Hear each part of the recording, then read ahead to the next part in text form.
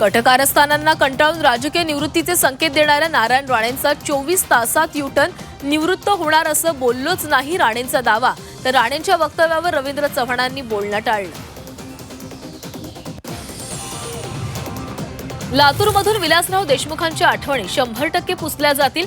भाजप प्रदेशाध्यक्ष रवींद्र चव्हाणांच्या वक्तव्यानं नव्या वादाची शक्यता. काँग्रेसचा भाजपवर पलटवार.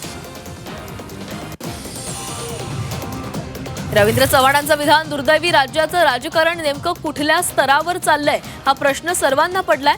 काँग्रेस नेते अमित देशमुखांकडून संताप व्यक्त. ड्रग्ज पेडलरला तुळजापूरचा नगराध्यक्ष केल्यानं भक्तांना प्रसादाऐवजी ड्रग्जची पुडी मिळणार. शिवसेना आमदार तानाजी सावंतांची भाजपवर टीका.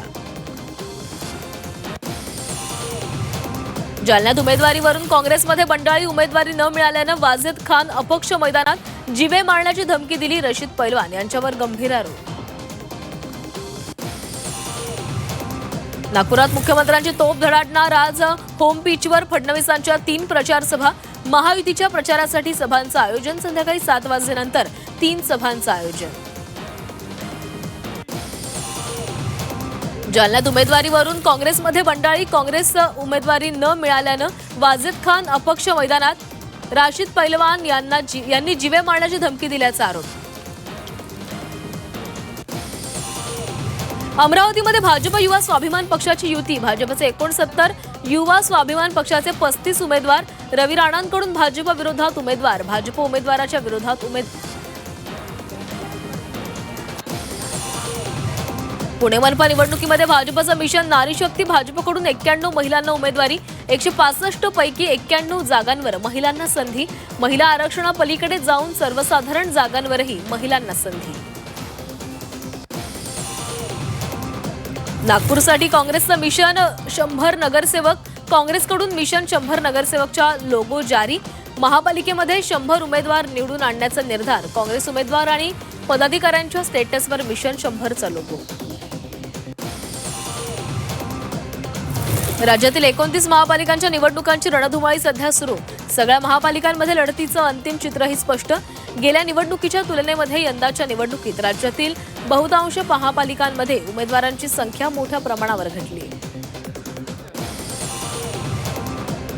असदुद्दीन ओवैसी आज सोलापूरच्या दौऱ्यावर. सोलापुरात ओवैसींच्या सभेचं आयोजन. पानगल हायस्कूलच्या मैदानावर ओवैसींची सभा. सोलापुरात एमआयएमचे 23 उमेदवार रिंगणामध्ये.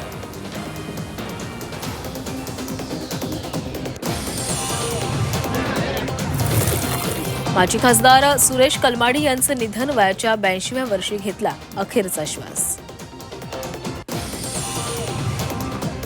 पालघरमध्ये मेडिकलच्या विद्यार्थिनीची रॅगिंग. विद्यार्थिनीला नमाज पठण करायला लावल्याचा बजरंग दलाचा आरोप. वाडा पोलीस ठाण्यामध्ये गुन्हा दाखल.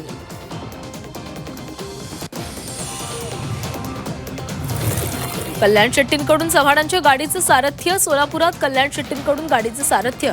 प्रचारासाठी रवींद्र चव्हाण सोलापूर दौऱ्यावर. वाहनाचं स्टेअरिंग आमदारांच्या हातात. पश्चिम रेल्वेवर आज उद्या ब्लॉक. लोकलच्या एकूण 215 फेऱ्या रद्द. कांदिवली बोरिवली 6व्या मार्गिकेचं काम करणार. अप आणि डाऊन जलद मार्गावर ब्लॉक. कांदिवली ते बोरिवली दरम्यान 6व्या रेल्वे मार्गासाठी काम सुरू. आज नवीन वर्षातील पहिलीच अंगारकी चतुर्थी. मुंबईचे आराध्य दैवत असलेल्या सिद्धिविनायक मंदिराबाहेर भाविकांची पहाटेपासूनच गर्दी. आजच्या दिवसाची सुरुवात ही बाप्पाचं दर्शन करून घेण्यासाठी सिद्धिविनायक मंदिराबाहेर पहाटेपासूनच भाविकांच्या रांगा.